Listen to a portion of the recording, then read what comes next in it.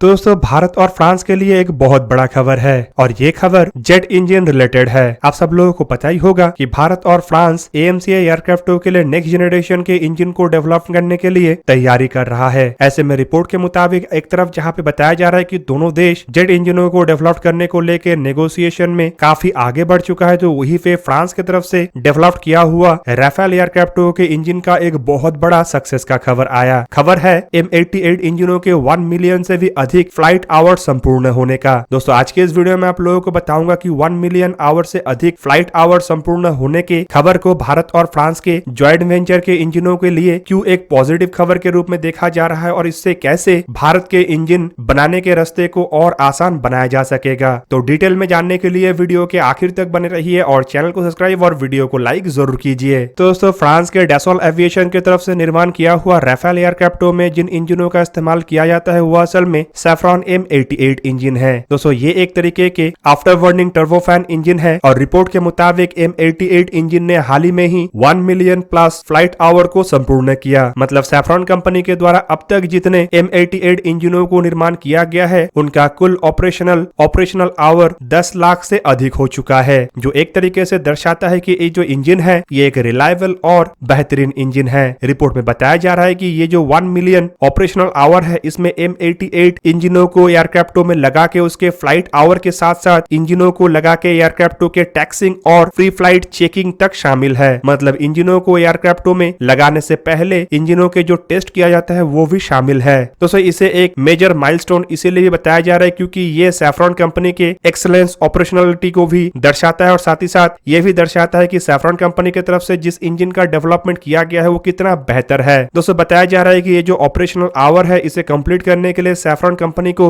और M88 इंजनों को कम से कम 2 दशक मतलब 20 साल लगा। अब तक सैफ्रॉन कंपनी की तरफ से 600 से भी अधिक M88 इंजनों का निर्माण किया जा चुका है और इन इंजनों को पहली बार फ्रांस के आर्म फोर्सेस को साल 2004 में सौंपा गया था और वो भी फ्रेंच नेवी और फ्रेंच एयरफोर्स में इस्तेमाल होने वाले राफेल एयरक्राफ्टों के साथ। दोस्तों M88 इंजनों को संपूर्ण रूप से फ्रांस के सैफ्रॉन कंपनी के द्वारा डिजाइन और डेवलप किया गया है और ये सैफ्रॉन कंपनी और M88 इंजनों के सक्सेस के साथ साथ इसीलिए भी महत्वपूर्ण है क्योंकि इन एयरक्राफ्टों में इंजनों को लगा के फ्रांस के द्वारा खराब से खराब कंडीशन में भी इस्तेमाल किया गया और सभी समय इंजनों ने अपने परफॉर्मेंस को बरकरार रखा। दोस्तों अब तक इन इंजनों को लेके ऐसा कोई खबर नहीं आया है जहां पे ये दावा किया गया हो कि इंजनों के कारण एयरक्राफ्टों में किसी तरीके का कोई भी मुश्किल आया हो या फिर इंजनों के कारण एयरक्राफ्टों को फ्लाई करने में कभी मुश्किल हो। दोस्तों फ्रांस की तरफ से अब तक करीबन 284 राफेल एयरक्राफ्टों का निर्माण किया जा चुका है और सभी एयरक्राफ्टों में M88 इंजनों का ही इस्तेमाल किया जाता है। दोस्तों फ्रांस इन एयरक्राफ्टों को खाली इस्तेमाल नहीं करता है बल्कि फ्रांस के बाहर करीबन 7 देशों के द्वारा इंजनों के साथ एयरक्राफ्टों का इस्तेमाल किया जा रहा है, जिनमें Egypt, Qatar, India, Greece, Croatia, United Arab अमीरात और इंडोनेशिया है। हालांकि अब तक क्रोएशिया, इंडोनेशिया और यूनाइटेड अरब अमीरात को इन एयरक्राफ्टों का डिलीवरी नहीं किया गया है। दोस्तों हाल फिलहाल में राफेल एयरक्राफ्ट एक्सपोर्ट मार्केट के मामले में दुनिया के कई सारे एयरक्राफ्टों को पछाड़ते हुए आगे आया है और राफेल एयरक्राफ्टों के इन सक्सेसों के पीछे M88 इंजनों के एक प्रमुख भूमिका है। दोस्तों आपके जानकारी के लिए बता दूं कि डैसॉल्ट एविएशन के राफेल एयरक्राफ्टों में इस्तेमाल होने वाले सैफ्रॉन के ये जो M88 इंजन है ये हो सकता है कि अन्य कई तरीके के इंजनों के मामले में कम थ्रस्ट जनरेट करता है। बेसिकली राफेल एयरक्राफ्टों में M88 2 सीरीज के इंजनों का इस्तेमाल होता है और रिपोर्ट के मुताबिक ये जो इंजन है ये करीब 50 किलोन्यूटन ड्राई थ्रस्ट प्रोड्यूस कर सकता है, जबकि इसके मैक्सिमम आफ्टर बर्निंग थ्रस्ट करीब 75 किलोन्यूटन है। हालांकि दोस्तों अगर देखा जाए तो इस कैटेगरी के अन्य इंजनों के मुकाबले में ये इंजन काफी हल्का है और काफी लंबे समय तक भी चल सकता है। रिपोर्ट के मुताबिक इंजनों के वजन 900 किलोग्राम से थोड़ा कम है, जबकि इंजनों को लंबे समय तक इस्तेमाल करने के बाद ही मेंटेन करने का आवश्यकता होता है। हालांकि इसके अलावा इन इंजनों का दूसरा खास बात यह है कि ये सुपर क्रूजर से लैस है। मतलब इन इंजनों का इस्तेमाल जिन एयरक्राफ्टों में किया जाता है वो बिना आफ्टर बर्निंग का ही सुपरसोनिक रफ्तार में उड़ान भर सकता है, जो एक तरीके से इंजनों के टेक्नोलॉजिकल एडवांस होने का भी दर्शाता है और साथ ही साथ कम फ्यूल के खपत में भी इंजनों को लंबे दूरी तय करने के लायक बनाता है। दोस्तों सैफ्रॉन कंपनी की तरफ से निर्माण किया हुआ M88 सीरीज के इंजनों को अगर देखा जाए तो आपके जानकारी के लिए बता दूं कि खाली M88-2 ही एकमात्र इंजन नहीं है बल्कि इसमें और भी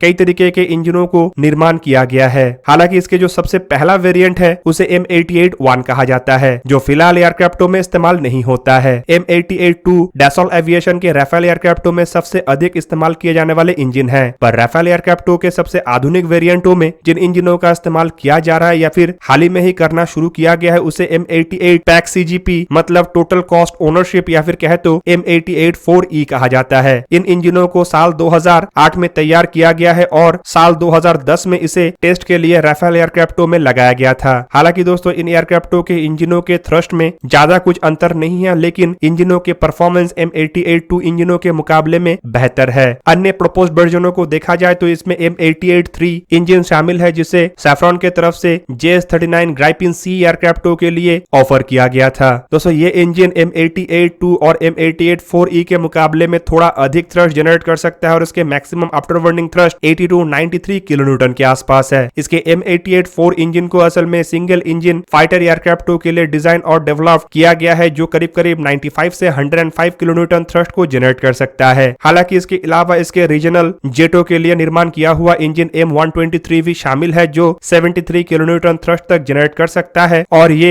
एयरलाइनरों में इस्तेमाल होने के लिए डिजाइन और डेवलप किया गया था। दूसरी तरफ जो A400M मतलब एयरबस के ट्रांसपोर्ट एयरक्राफ्ट है इसके लिए भी एक प्रपोज्ड इंजन को तैयार किया गया था जिसे M88-2 के बेस पे निर्माण किया गया था और रिपोर्ट के मुताबिक इस इंजन को M138 कहा जाता है। पर दोस्तों ये जो प्रपोज्ड इंजन है ये फिलहाल मास प्रोड्यूस नहीं है बल्कि केवल मात्र टेस्ट वेरिएंट में या फिर कहे तो अन्य देशों को ऑफर करने के लिए ही बनाया गया था। दूसरी तरफ अगर देखा जाए तो राफेल के M88 इंजनों की ये जो सक्सेस है ये भारत के लिए काफी महत्वपूर्ण है क्योंकि दोस्तों इससे भारत और फ्रांस की तरफ से जो AMCA एयरक्राफ्टों के लिए जेट इंजनों के डेवलप करने का प्रस्ताव को आगे बढ़ाया जा रहा है उसे मजबूती मिलेगा। आपके जानकारी के लिए बता दूं कि AMCA एयरक्राफ्टों के लिए भारत और फ्रांस ज्वाइंटली एक जेट इंजन का निर्माण करने को लेकर चर्चा कर रहा है और बताया जा रहा है कि ये फिलहाल जो नेगोशिएशन है ये एडवांस स्टेज में है और साल के अंत तक नेगोशिएशन खत्म हो जाएगा और नेगोशिएशन खत्म होने के तुरंत बाद ही जेट इंजनों के डेवलपमेंट के ऊपर भारत की तरफ से और फ्रांस की तरफ से काम शुरू कर दिया जाएगा। बेसिकली दोस्तों फ्रांस की तरफ से अपने एक्सपीरियंस का इस्तेमाल करते हुए डिजाइन को प्रपोज किया जाएगा और उस डिजाइन को भारत की तरफ से वैलिडेट करने के बाद जब अप्रूव किया जाएगा तभी उस डिजाइन के बेस पे जेट इंजनों के डेवलपमेंट का काम को आगे बढ़ाया जाएगा। दोस्तों ये भी बताया जा रहा है कि AMCA एयरक्राफ्टों के लिए दोनों देशों के द्वारा ज्वाइंट वेंचर में जिन इंजनों का निर्माण किया जाएगा वो काफी हद तक M88 इंजनों के बेस पे होगा। हालांकि इंजनों के थ्रस्ट M88 इंजनों के मुकाबले में अधिक होगा और इंजनों को M88 इंजनों के मुकाबले में अधिक स्टेल्थियर बनाया जाएगा। पर दोस्तों रिपोर्ट में यह भी बताया जा रहा है कि नया कोर का भी डेवलपमेंट किया जाएगा लेकिन वो कोर भी M88 इंजनों के कोर के बेस पे होगा और इसका सिंपल मतलब ये है कि AMCA एयरक्राफ्टों के लिए जो इंजन बनेगा उसमें काफी हद तक M88 इंजनों के छाप रहेगा और M88 इंजन जिस तरीके से हाल ही में ये सक्सेस का माइलस्टोन अचीव किया है इससे एक बात तो साफ हो जाता है कि नया इंजन में भी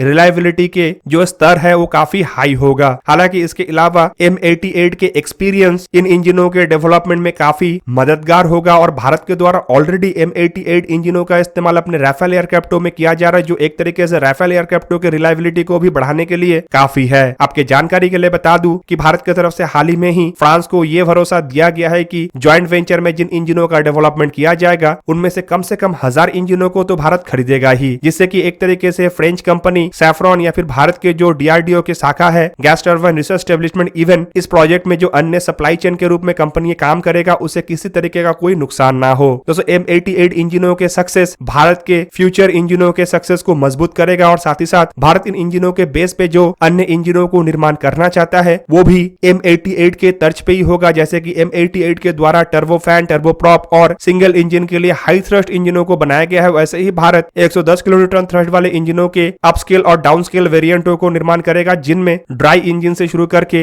रीजनल जेट इंजनों के लिए इंजन, ट्रांसपोर्ट एयरक्राफ्टों के लिए इंजन, टर्बोप्रॉप, टर्बोफैन और आफ्टर बर्निंग इंजन भी शामिल रहेगा। तो दोस्तों ये था आज का वीडियो। अगर आपको वीडियो अच्छा लगा तो लाइक कीजिए और मेरे चैनल को सब्सक्राइब कीजिए और साथ में बना हुआ बेल आइकन को भी प्रेस कर दीजिए ताकि आप मेरा वीडियो देख पाए सबसे पहले। जय हिंद।